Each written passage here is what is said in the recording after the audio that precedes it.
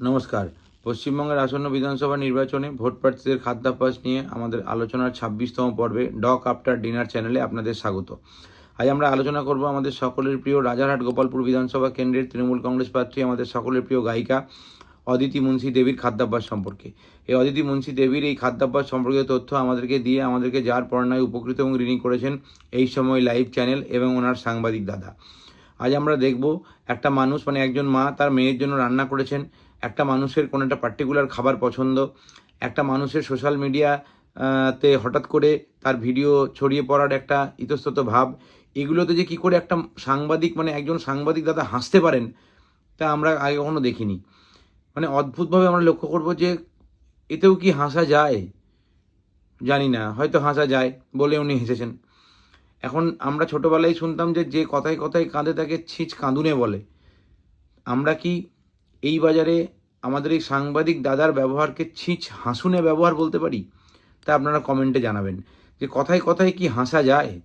জানি না বাবা, এরকম করে হাসা যায় কি না। যাই হোক, হেসে হেসে আমরা এই বর্ণনাটি দেখব। আপনারা সবাই পুরো ভিডিওটি দেখবেন। অদিতি দেবী, আপনার ভোটযাত্রা শুভ হোক, ভালো থাকবেন। আশা করছি আপনার এই মেনু রাজারহাট গোপালপুর বিধানসভা কেন্দ্রে এবং অবশ্যই সাংবাদিক দাদার মুখে হাসি ফোটাবে। ভালো থাকুন, আপনার ভোটযাত্রা শুভ হোক, সকলে পুরো ভিডিওটি দেখবেন। রাজারহাট গোপালপুর বিধানসভা কেন্দ্রে তৃণমূল কংগ্রেস প্রার্থী অদিতি মুন্সি সকালবেলায় হন্তদন্ত হয়ে কিছু না খেয়েই বেরিয়ে যান, খাবারকে পাত্তাই দেন না। এবং সেটি শুনে অদিতি দেবী সাংবাদিক দাদার সাথে কথা বলতে বলতে জানিয়েছেন যে উনি চা খান, তো লিকার চা, চিনি ছাড়া উনি খান, সারাদিন অনেকবারই খাওয়া হয়, ওটা একটা ওনার একটা নেশার মতো হয়ে গেছে। এরপরে উনি দুপুরে লাঞ্চ করেন, রাতে ডিনার করেন। দুপুরে লাঞ্চে ওনার থাকে সেদিনকে ছিল কাঁসার থালায় সাদা ভাত, আলু ভাজা, হলুদ রঙের ডাল, লেবু, মাছের ঝোল এবং গ্লাসে জল।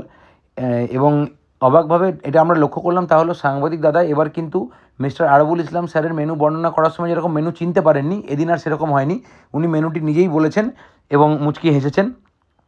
এরপর উনি জিজ্ঞাসা করেছেন এই খাবারটি এই খাবারের প্রস্তুতকারক বা এই খাবারের পিছনের রাজ কী।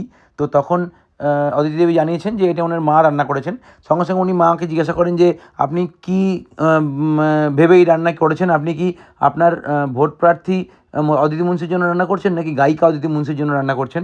সেটা শুনে ওনার মা স্বাভাবিকভাবে জানিয়েছেন যে উনি ওনার মেয়ের জন্য রান্না করছেন। সেটা শুনেও আমাদের দাদা সাংবাদিক দাদা অট্টহাস্যে ফেটে পড়েছেন। এর মধ্যে কী হাসির আছে তা আমার জানা নেই। মা মেয়ের জন্য রান্না করছেন সেটা শুনে দাদা হেসে উঠেছেন। তৃতীয় কথা হলো যে অদিতি দেবী জানিয়েছেন এটা ছাড়া ওনার পান্তা ভাত খুব প্রিয় এবং কচু বাটা খেতে উনি ভালোবাসেন। এই দুটি কথা শুনেও আমাদের সাংবাদিক দাদা অট্টহাস্যে ফেটে পড়েছেন। একটা মানুষ কচু বাটা খাবে, পান্তা ভাত খাবে, সেটার মধ্যে কী হাসির আছে তা বাবা বলতে পারবো না। আরেকটি কথা যেটি না বললেই নয়, তা হলো অদিতি দেবী জানিয়েছেন যে এই আজকে যে সাংবাদিক দাদা ওনার অন্দরমহলে এখন রান্নাঘরে ঢুকে পড়েছেন এবং সোশ্যাল মিডিয়াতে এই ভিডিও ভাইরাল হয়ে যাবে বা ব্যাকটেরিয়াল হয়ে যাবে। তো সেই ব্যাপারটা উনি একটু ইতস্তত বোধ করছেন। তো সেটা শুনেও যেহেতু উনি নিজে সোশ্যাল মিডিয়ায় নিজের ছবি কখনো পোস্ট করেন না বা নিজের ভিডিও পোস্ট করেন না, সেটা শুনেও আমাদের সাংবাদিক দাদা অট্টহাস্যে ফেটে পড়েছেন।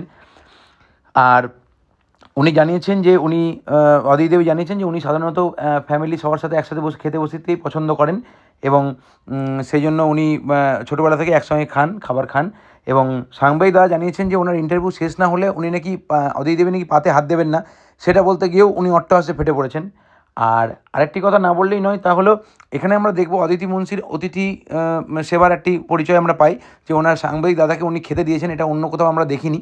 যাই হোক, সাংবাদিক দাদা কিন্তু এক্সট্রা বেগুন ভাজাও নিয়েছেন। তো বেগুন ভাজাই ওনার প্রিয়, সেটা আমরা জানতে পেরেছি। আপনার ভোটযাত্রা শুভ হোক, ভালো থাকবেন।